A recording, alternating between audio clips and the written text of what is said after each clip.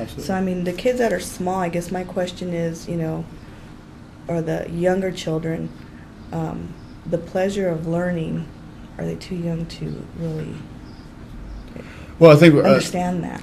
really what we're going to be talking about today is more the older children, anyhow, the school-age children, right? Yeah. But, I mean, you could argue just the same that, well, if you want to have more pleasure in learning, then make sure that children don't have the stress of flunking at the end of the school year or the peer pressure. There's a lot of other things that take away the pleasure of learning. I guess, again, being pegged first to last, maybe, always thinking, oh, well, I come out last in this test all the time. And if they start, really announcing this and making it a big deal that, hey, this person came in first, second, third, and so on.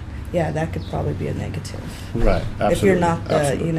if you're the child that's always coming in behind, that could be a negative experience. Absolutely. But if you're going back to the subject of of paying a child actually money in order to get good grades, right?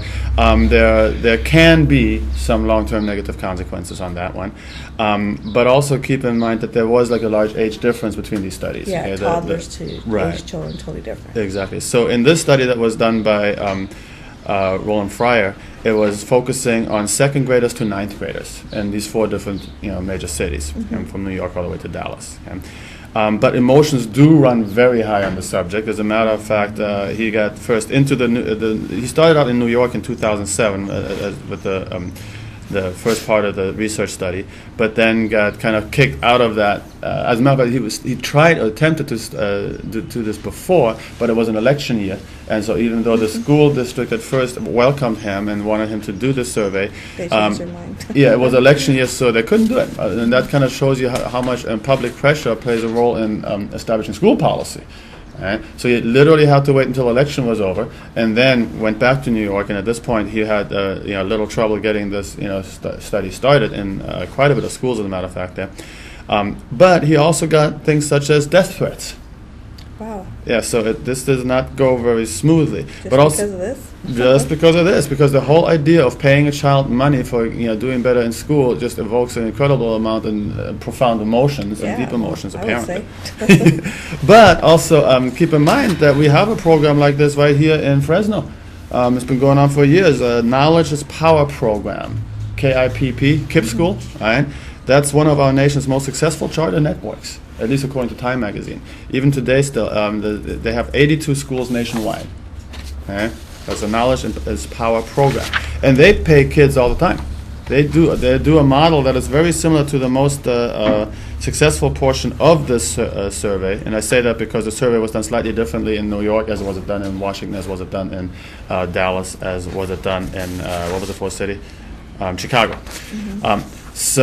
But what they do actually at the KIPP school is they give a variety of different incentives, and they've been doing this for years. So they're probably the ones who know the most about the subject because they've been doing it for the longest, and they've been doing it methodically for the longest.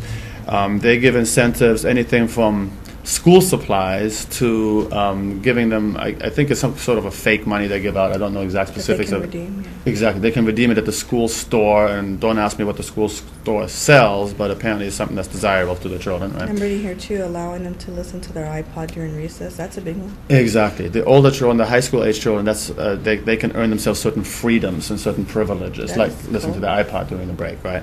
That's not a bad idea, right? But then again, it's something that it is very controversial. And as a matter of fact, Joshua Zoya, I believe you pronounce it, who founded KIPP Academy in Massachusetts, his exact statement, I believe, is we have to get the kids hooked in.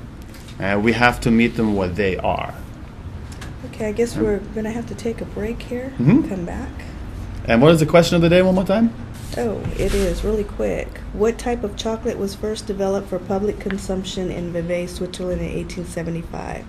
Milk chocolate, Swiss chocolate, or white chocolate? Milk chocolate, Swiss chocolate, or white chocolate? Ponder on that. All right, when we come back.